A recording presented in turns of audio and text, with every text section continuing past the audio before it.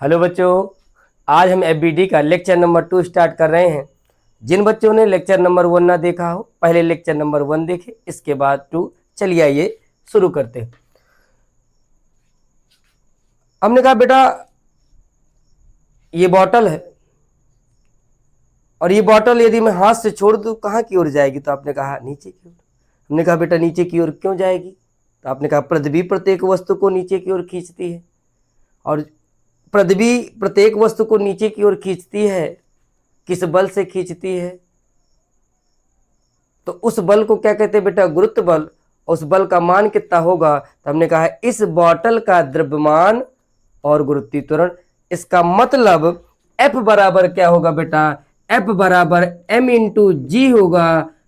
इतना बल पृथ्वी इस वस्तु पर लगाएगी नीचे की ओर। पृथ्वी ने इस वस्तु पर बल लगाया तो ये कहाँ की ओर जाएगी? नीचे की ओर। यदि मैं चाहता हूं कि ये बॉटल नीचे ना जाए, इसको रोकने के लिए मुझे इतना ही बल ऊपर की ओर लगाना होगा। तो मैंने कहा बेटा इस हथेली के ऊपर मैंने बॉटल रखा, इस बॉटल का भार जो पृथ्वी ने इस पर बल के रूप में लगाया था वो बेटा कहाँ की ओर है? नीचे की ओर। मेरी हथेली ने इस बॉटल को रोकने का कार्य किया है, अर्थात मेरी हथेली इस बॉटल पर एक बल ऊपर की ओर, जिसको कहते हैं बेटा अभिलंब प्रतिक्रिया, जिसको हम लोग डिनोट करते हैं आर से, जिसका मान किसके बराबर होगा? इस बॉटल के भार के बराबर। आइए देखते बेटा, हमने कहा ये हमने पृथ्वी की धरातल ली, इसमें अभी m द्रव्यमान के पिंड को रखा। m द्रव्यमान के पिंड के कारण इसका भार कहां की ओर कार्य करेगा? m इंटू जी, नीचे की ओर। यह धरातल, यह पृथ्वी इस पिंड पर इतना ही बल ऊपर की ओर लगाएगी, जिसको अभिलंब प्रतिक्रिया आर कहते हैं। ये संतुलन में है, ना तो यह बॉटल ऊपर जा रही और ना तो यह बॉटल नीचे जा रही। इसी को कहते हैं बेटा साम्य अवस्था। साम्य अवस्था के केस में ऊपर वाला बल और नीचे वाले बल आपस में बराबर होंगे। नीचे बल कितना है? हमने कहा बेटा m इंटू जी। ऊपर बल कितना है? r। इसी वजह से r किसके बराबर होगा? m इंटू जी के बराबर होगा। ये केस कब लगता है? ये कंडीशन कब है? साम्य अवस्था अर्थात संतुलन में।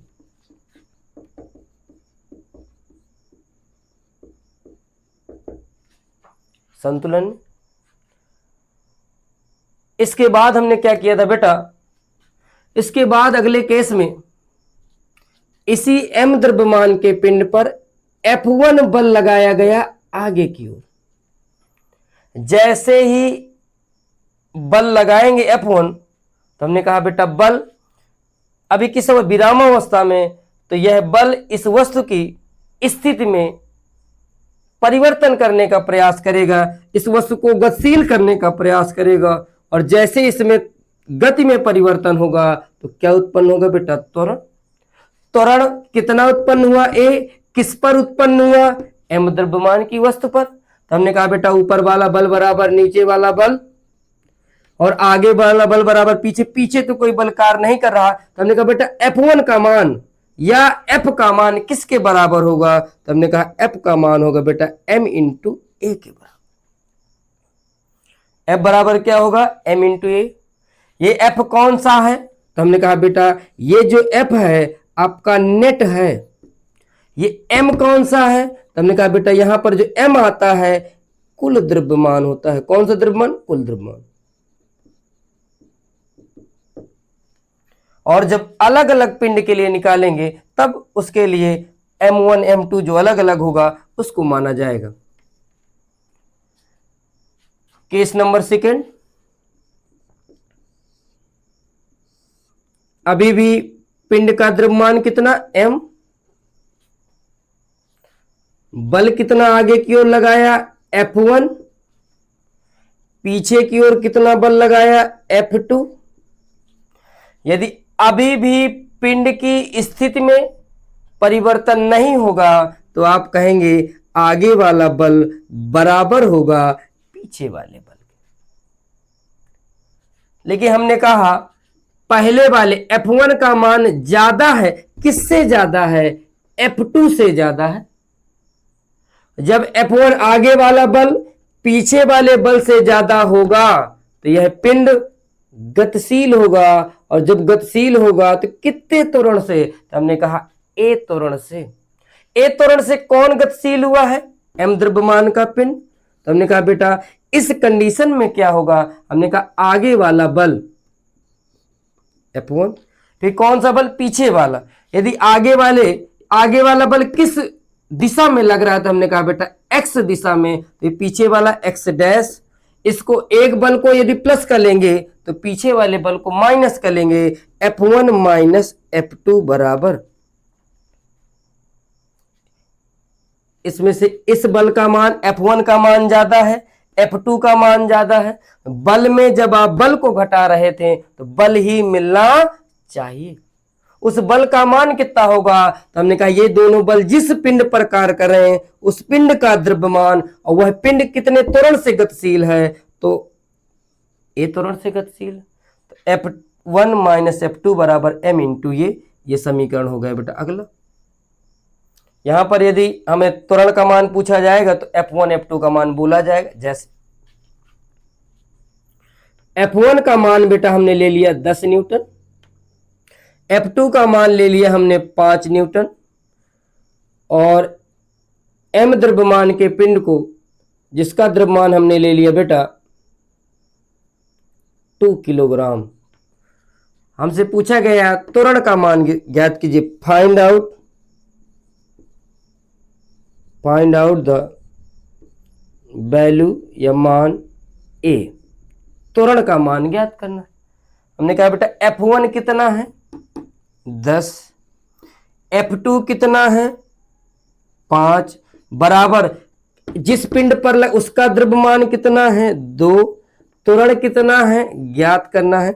10 में 5 जाएंगे बेटा कितना? 5, यहां से 2 इंटू ए, ये A मल्टीप्लाई में है, जब दूसरे पक्ष में जाएगा तो डिवाइड होगा, भाग में जाएगा, A बराबर आएगा 5/2, भाग देंगे 2.5। त्वरण का मात्रक होता है मीटर प्रति सेकंड स्क्वायर। ठीक बेटा, आइए आगे हम चर्चा करते हैं। अब बेटा हम अगले केस की ओर बढ़ते हैं, केस नंबर 2। इस बार हमने दो पिंडों का चुनाव किया है।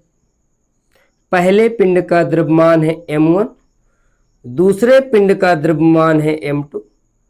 दोनों पिंडों को जोड़ने के लिए हमने एक रस्सी का प्रयोग किया है, और रस्सी का द्रव्यमान कितना है बेटा? रस्सी भारहीन है। हम इस रस्सी का कोई भी द्रव्यमान, कोई भी भार नहीं है। और रस्सी कैसी बेटा? अभितान्य है। अभितान्य का मतलब क्या होता है? जिस पर पहले से कोई तनाव उत्पन्न ना हो रहा। इस M द्रव्यमान के, M1 द्रव्यमान के पिंड पर हमने एक बल लगाया F। इस बल के कारण M1 और M2 द्रव्यमान के पिंड A त्वरण से गतिशील होंगे, और इन दोनों के बीच जब तक रस्सी ना बदले तब तक पिंडों के बीच एक ही तनाव कार्य करेगा। उस तनाव का नाम बेटा T। सबसे पहले हम पहले वाले पिंड को देखेंगे। हमने कहा पहले वाले पिंड पर बल कहां की ओर लग रहा? आगे की ओर। और दूसरा वाला पिंड पहले वाले पिंड को खींच कहां की ओर रहा है? पीछे की ओर।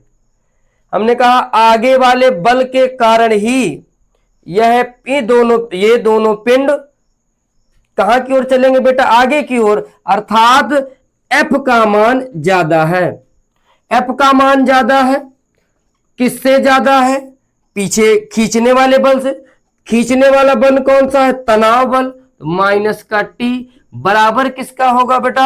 हमने कहा जिस पिंड पर ये बल कार्य कर रहा है उसका द्रव्यमान M1, और किस त्वरण से गतिशील है? A त्वरण से। तो हमने कहा M1 इंटू A। ये कौन से पिंड के लिए बेटा? पहले पिंड के लिए। पहले पिंड के लिए। अब किसके लिए बेटा? M2 पिंड के लिए। M2 पिंड के लिए बेटा हमने देखा कि इस पे तनाव कहां की ओर लग रहा है? आगे की ओर T। पीछे कोई बल नहीं है तो T बराबर हो जाएगा, किस पर तनाव उत्पन्न हुआ था, M2 पर, और पिंड किस त्वरण से गति कर रहा है, A त्वरण से, T बराबर होगा M2A। पहले वाले को समीकरण 1, दूसरे वाले को बेटा समीकरण 2। यदि समीकरण 1 और समीकरण 2 दोनों को आपस में जोड़ दिया जाए तो TA माइनस का है और ये T प्लस का है, आपस में जुड़ने से प्लस माइनस कैंसिल, यहां से बेटा बचेगा F बराबर, इधर वाले में आ जाएगा M1A, इधर वाले में आ जाएगा M2A, दोनों आपस में जुड़े, दोनों में कॉमन कौन है A, M1 और M2 हो गया, और बेटा F। मुझे किसका मान चाहिए, त्वरण A, त्वरण A बराबर हुआ F बटा M1 प्लस M2। अर्थात आपको कभी भी त्वरण का मान निकालना है, सीधे मान निकालना है। F कौन सा है बेटा, परिणामी बल, परिणामी बल जो पिंड पर लगाया गया है, F नेट, और M1 और M2 क्या है, पूरे निकाय का कुल द्रव्यमान। तो हमने कहा बेटा M वो भी कितना, कुल, और कुल द्रव्यमान कितना होगा, हमने कहा पहले पिंड का द्रव्यमान दूसरे पिंड का द्रव्यमान, दोनों को जोड़ के यदि हम भाग दे देंगे बल में तो सीधे भी त्वरण निकाला जा सकता। आइए इसको एक न्यूमेरिकल से देखते हैं। F का मान बेटा हमने कितना लिया, F का मान हमने ले लिया 40 न्यूटन। F का मान बेटा कितना ले लिया हमने, 40 न्यूटन। M1 का मान हमने कितना ले लिया, M1 का मान ले लिया बेटा हमने 6 किलोग्राम। कितना लिया बेटा, M1 का मान है 6 किलोग्राम, और M2 का मान कितने किलोग्राम है, हमने M2 को मान लिया बेटा 4 किलोग्राम। हमें किसका मान ज्ञात करना है, हमें इसमें ज्ञात करना है बेटा A त्वरण का ज्ञात करना है, तनाव T का मान ज्ञात करना। A त्वरण का मान ज्ञात करने के लिए पहले हम सीधे सीधे हमने कहा बेटा A त्वरण बराबर होगा कुल बल कितना लगाया गया 40, और कुल द्रव्यमान, पहले पिंड का द्रव्यमान है 6, दूसरे पिंड का है 4, 6 4 कितना हुआ 10, और आप हम डिवाइड करेंगे कितना है बेटा 4 मीटर प्रति सेकेंड स्क्वायर। और यदि हम तनाव ज्ञात करना चाहते हैं तो हमने कहा बेटा पहले पिंड के लिए अब समीकरण बनाएंगे।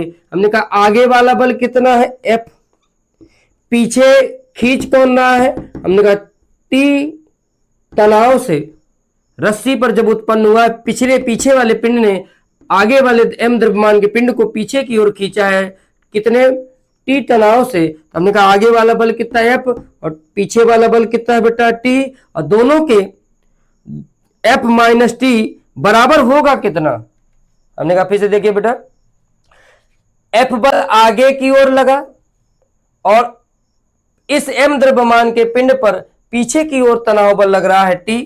हमने आगे का बल F, पीछे वाला बल माइनस T बराबर, हमने कहा बल किस पर लग रहा है M1 पर, और कितने त्वरण से चल रहा है A त्वरण से, तो होगा बेटा M1A। समीकरण फर्स्ट। दूसरे पिंड के लिए देखेंगे तनाव कितना है बेटा T, पीछे की ओर कोई बल नहीं लग रहा, किस पर लग रहा है तनाव M2 पर, और कितने त्वरण से चल रहा है A त्वरण से। इस समीकरण हमने कहा यदि बेटा समीकरण पहले को समीकरण दूसरे को आपस में जोड़ देंगे तो उत्पन्न क्या होगा, किसका मान ज्ञात होगा, मान मिलेगा हमें A का, जो कि हम मान पहले सीधे ज्ञात कर चुके हैं, डायरेक्ट ज्ञात चुके। A का मान बेटा कैसे ज्ञात होगा, A का मान ज्ञात करने के लिए पहले समीकरण को दूसरे समीकरण में जोड़ दीजिए तो T से T कैंसिल, F का मान आ जाएगा, दोनों जुड़ जाएंगे, A ज्ञात हो जाएगा। और T का मान कैसे ज्ञात होगा, हमने कहा बेटा यदि हमें A का मान मिल जाएगा, A का मान समीकरण दूसरे में, जैसे समीकरण 2 में A का मान समीकरण 2 में रखने पर T बराबर M2, M2 कितना है 4, और A हम कितना प्राप्त किए बैठे हैं 4, तो T बराबर कितना 4 और 4 16, और बल का मात्रक क्या होता है बेटा न्यूटन। अब आते हैं बेटा केस नंबर 3 पर। कौन से बेटा, case number third. Case number third में अब हम अभी तक 2 पिंड ले रहे थे, अब कितने पिंडों का चुनाव करेंगे, अब बेटा 3 पिंडों का चुनाव करेंगे। कितने पिंडों का, 3 पिंड। पहले पिंड का द्रव्यमान m1, दूसरे पिंड का द्रव्यमान m2, तीसरे पिंड का द्रव्यमान m3। दोनों इन तीनों पिंडों को जोड़ने के लिए हमने भारहीन रस्सी का प्रयोग किया है और m1 द्रव्यमान के पिंड पर हमने बल कितना लगाया, F। जैसे F बल लगाया गया है, F बल के कारण ये पिंड A त्वरण से गतिशील हुए हैं और इस पर तनाव कितना लगा है, हमने कहा इस पर तनाव उत्पन्न हुआ है T1 और इन दोनों के बीच में तनाव है बेटा T2। देखो कैसे सॉल्व होगा बेटा, पहले पिंड के लिए जब पहले पिंड को देख रहे हो तो इनको थोड़ी देर के लिए ढकेंगे और हम सिंपल क्या करेंगे बेटा, आगे कितना बल लग रहा है, F। पहले वाले m द्रव्यमान के पिंड को कितने तनाव से खींचा गया है, T1 बराबर किस पर लगाया गया है, m1 पर। वो कितने त्वरण से चल रहे हैं, A त्वरण से। समीकरण फर्स्ट। अब किस पिंड की चर्चा होगी बेटा, m2 की। जब m2 की चर्चा हो तो इन दोनों को ढकना है। हमने कहा बेटा m2 पर क्या F बल लगा है, आपने कहा नहीं। हमने कहा m2 पर कार्य कौन कर रहा है, T1 आगे की ओर, और पीछे की ओर कौन कार्य कर रहा है, T2। आपने कहा T1 में आपने T2 को क्यों घटाया है, हमने कहा बेटा ये पिंड आगे की ओर गतिशील है और कोई भी पिंड उसी दिशा में गतिशील होता है जिसका मान ज्यादा होता है, और इसमें मान किसका ज्यादा है, T1 का। T1 माइनस T2 किस पर लग रहे हैं, m2 पर। कितने त्वरण से, A त्वरण से। समीकरण 2। अब तीसरे पिंड की चर्चा होगी। आगे वाला बल कितना है, T2, पीछे कोई बल नहीं लग रहा, तो ये किसके बराबर होगा, m3a। ये समीकरण बेटा कितना होगा, 3। यदि तीनों समीकरणों को आपस में जोड़ दिया जाए, समीकरण first plus second plus third, तो हम देखते हैं T1 माइनस का है, इसमें T1 प्लस का है, इसमें T2 माइनस का है, इसमें T2 प्लस का है। जब तीनों समीकरणों को आपस में जोड़ा जाएगा तो हमने कहा क्या होगा, F minus T1 plus T1 minus T2 और प्लस T2 बराबर, अब दाहिने पक्ष में M1A प्लस M2A और प्लस में कितना होगा बेटा, M3A। देखिए अब क्या होगा, T1 को T1 से कैंसिल, T2 को T2 से कैंसिल, F इधर से बचा, इधर से बचा, तीनों में A कॉमन है, बचेगा क्या, M1 M2 और M3। यदि हमें A का मान चाहिए, A बराबर क्या होगा बेटा, F बटा M1 M2 M3। इसी को हम लोग कहते हैं बेटा F नेट बटे कुल द्रव्यमान। तो हम लोग लिख सकते हैं F नेट अपान M, वो भी कौन सा, टोटल। अब हमें किसका मान चाहिए, हमें चाहिए बेटा तनाव का। A का मान किस पर रखेंगे बेटा, A का मान हम रखेंगे समीकरण थर्ड पर। जैसे समीकरण थर्ड पर मिले रखेंगे तो हमें किसका मान प्राप्त हो जाएगा, T2 का। किसका मान प्राप्त हो जाएगा बेटा, T2 का। और जैसे ही हमको T2 का मान प्राप्त होगा, T2 का मान रखेंगे समीकरण सेकंड में, हमें किसका मान मिल जाएगा बेटा, T1 का। और यहां से हमारे लिए T1 का मान आसानी से ज्ञात हो जाएगा। कैसे, हमने कहा देखें, हमने F1, ये जो F बल लगाया गया है इसका मान लिया हमने 36 न्यूटन, 36 न्यूटन। M1 हमने कितना मान लिया, M1 हमने माना है 10 किलोग्राम। M2 हमने कितना मान लिया, 6 किलोग्राम। और M3 हमने कितना माना है, M3 हमने माना बेटा 2 किलोग्राम। इसमें F का मान कितना है बेटा, 36। F की जगह कितना रखेंगे, 36 माइनस T1 की जगह हम क्या रखेंगे, T1 बराबर M1 का मान कितना है, 10 और हमें A का मान चाहिए। समीकरण कौन सा होगा बेटा, पहला। फिर दूसरा क्या होगा, T1 minus T2, T1 minus T2 बराबर, इसमें है बेटा कितना, इसका द्रव्यमान कितना है 6, इंटू में त्वरण कितना होगा A, समीकरण कितना होगा दूसरा।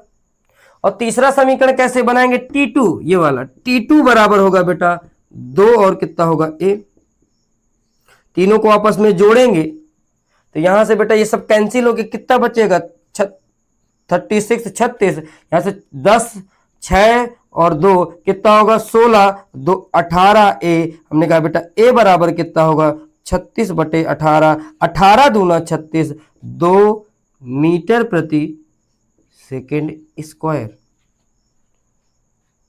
जो लोग इसका सीधा मान ज्ञात करना चाहते वो कैसे ज्ञात करें, हमने कहा त्वरण A बराबर होता है कुल बल, कुल बल कितना लगाया गया बेटा 36 बटे कितने पिंड है, 3 पिंड है, पहला 10, दूसरा 6 और तीसरा 2, तीनों को जोड़ दीजिए 10, 6, 16 और 16, 2 18, 18 का भाग दे दीजिए, 18 दूना 36 बराबर आया 2 मीटर प्रति सेकेंड स्क्वायर।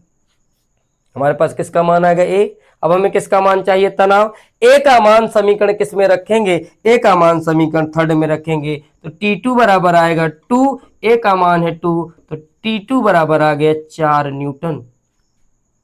और 4 न्यूटन का मान किस पे रखेंगे बेटा, समीकरण सेकेंड में, तो हमें किसका मान पता है A का, और यहां से T1 का भी मान पता चल जाएगा, तो हमने कहा T1 माइनस T2 की जगह 4 बराबर, यहां से कितना होगा 6, A की जगह 2, 6 दूनी 12, 4 कितना होगा 16, T1 बराबर 16 न्यूटन।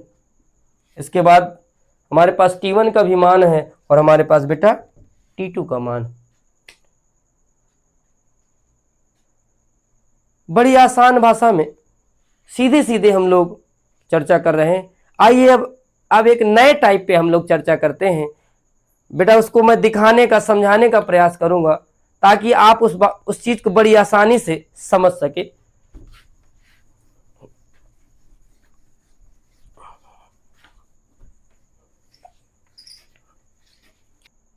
चलिए बेटा आगे चर्चा करते हैं। अब एक नए टाइप के सवाल पर चर्चा करते हैं।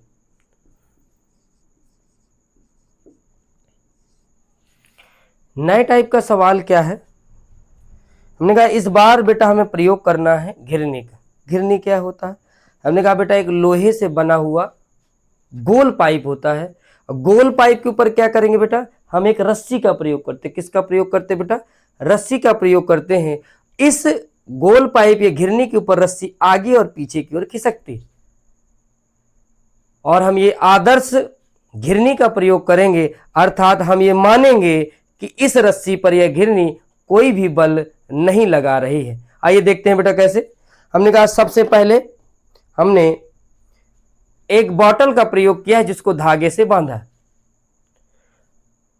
हमने कहा जैसे ही ये बॉटल का द्रव्यमान होगा तो हमने कहा बेटा बॉटल की प्राथमिकता होगी, बॉटल कहां की ओर जाना चाहेगी, नीचे की ओर।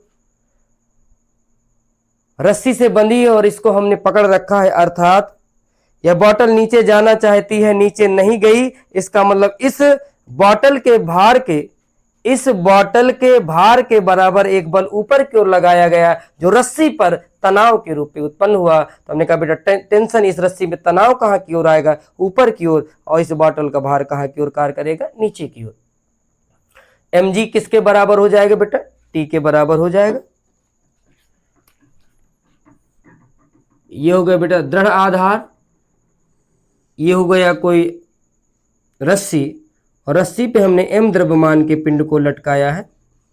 m द्रव्यमान के पिंड का भार कहां की ओर कार्य करेगा बेटा, नीचे की ओर। इस m द्रव्यमान के पिंड के भार को संतुलित करने के लिए हमने इस धागे पर ऊपर की ओर एक बल लगाया हुआ है, और यह इस पर बल किस रूप में उत्पन्न हो रहा है, तो हमने कहा बेटा तनाव के। या कह सकते हैं इसका भार कहां की ओर, नीचे की ओर।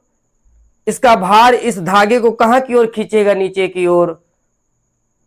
तो धागा इसको कहां की ओर खींचेगा, ऊपर की ओर। और धागा जब किसी चीज को खींचेगा तो किस रूप में उत्पन्न हो जाएगा, टेंशन, जिसको बेटा कहते हैं T।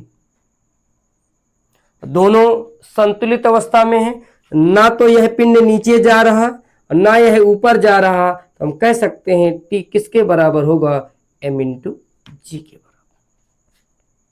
किसके बराबर होगा बेटा, m इंटू जी के बराबर।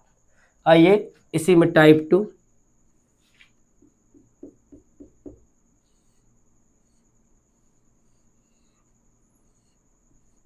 इसमें कितने पिंड लिए गए बेटा, 2 पिंड। पहला पिंड क्या है, m1, दूसरा पिंड क्या है, m2। नीचे वाले को हम लिए ले रहे हैं m2, ऊपर वाले को ले रहे हैं m1। इस पर तनाव उत्पन्न होगा T1, इस पर तनाव उत्पन्न होगा T2। हमने कहा बेटा मैं आपको कुछ दिखाना चाह रहा हूं, आप इसको थोड़ा समझिएगा। हमने कहा यहां से हमने इसको पकड़ा तो रस्सी पर तनाव कहां की ओर आ रहा है, नीचे की ओर। रस्सी को इधर बगल में हमने इधर धागा ऐसे लटका रखा है। मैंने कहा बेटा ये बताइए इस रस्सी पर तनाव कितना है, तो आपने कहा सर इस रस्सी पर कोई तनाव नहीं। हमने कहा ऐसा क्यों, तो आपने कहा इसके नीचे कोई भार नहीं लटकाया गया। हमने कहा यदि रस्सी पे तनाव आ रहा है, रस्सी पर तनाव उत्पन्न करने का अर्थ है कि कोई ना कोई भार उस पर कार्य कर रहा है, और इस रस्सी पर इस पर कितना भार कार्य कर रहा है। हमने कहा यदि इसका m है, m इंटू जी नीचे की ओर कार्य कर रहा है। हमने कहा देखिए जब इस वाले m2 द्रव्यमान को देखेंगे तो ऊपर का हम मान लेंगे कोई पिंड नहीं है। यहां से हम रस्सी को हल्का से कट कर रहे हैं। हमने कहा बेटा हमने माना यहाँ कोई पिंड नहीं है, तो m2 का भार कहां की ओर कार्य करेगा, नीचे की ओर। कितना होगा, m2g। यह धागे पर ऊपर की ओर तनाव उत्पन्न करेगा, कितना, T2। तो हमने कहा बेटा T2 किसके बराबर होगा, m2g। क्यों ऐसा होगा, हमने कहा बेटा अभी ये जो धागा है ये साम्य अवस्था में है, न तो धागा टूटा है न ये पिंड ऊपर की ओर जा रहा। कि अब आते हैं m1 पर, m1 पिंड पर। जब m1 की चर्चा होगी, m1 द्रव्यमान के पिंड का भार कहां की ओर होगा, तो हमने कहा m1 द्रव्यमान के पिंड का तो भार बेटा नीचे की ओर होगा। कितना होगा, m1g होगा।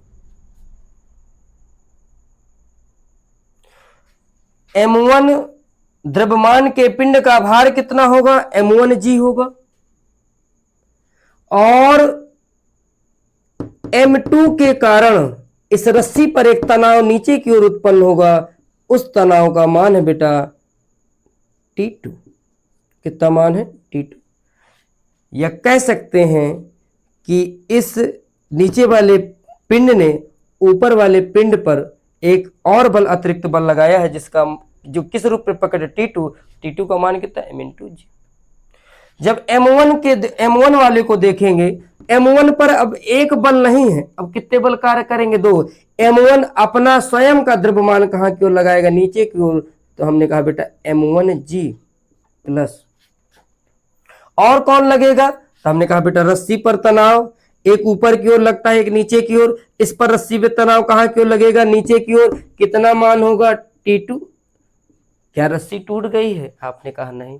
यदि रस्सी नहीं टूटी है तो दोनों के बल के बराबर एक बल ऊपर लगना चाहिए, जिसका मान कितना होगा, T1। T1 बराबर T2 प्लस m1g। हमें T2 का मान पता है, यहां रख दीजिए। तो T1 बराबर आएगा m1g प्लस m2g। हमने कहा दोनों में g कॉमन है, तो हो जाएगा m1 प्लस m2, ब्रैकेट में दोनों करेंगे, बाहर कर देंगे T1। इसका मतलब ऊपर वाली रस्सी में तनाव, जिस भी रस्सी में तनाव ज्ञात करना हो उससे नीचे वाले पिंडों को देखते हैं। इस T1 रस्सी के नीचे, इस वाली रस्सी के नीचे कितने पिंड है, 2 पिंड है। दोनों पिंडों को आपस में जोड़ दीजिए, जी का गुणा कर लीजिए, इस पर आ जाएगा T1। और जब दूसरी वाली रस्सी, इस वाली रस्सी को देखेंगे, जब यहां से इसको पकड़ेंगे, इसके नीचे कितने पिंड है, 1 पिंड। इसका भार कहां की ओर, m इंटू जी, किसके बराबर होगा, T2 के।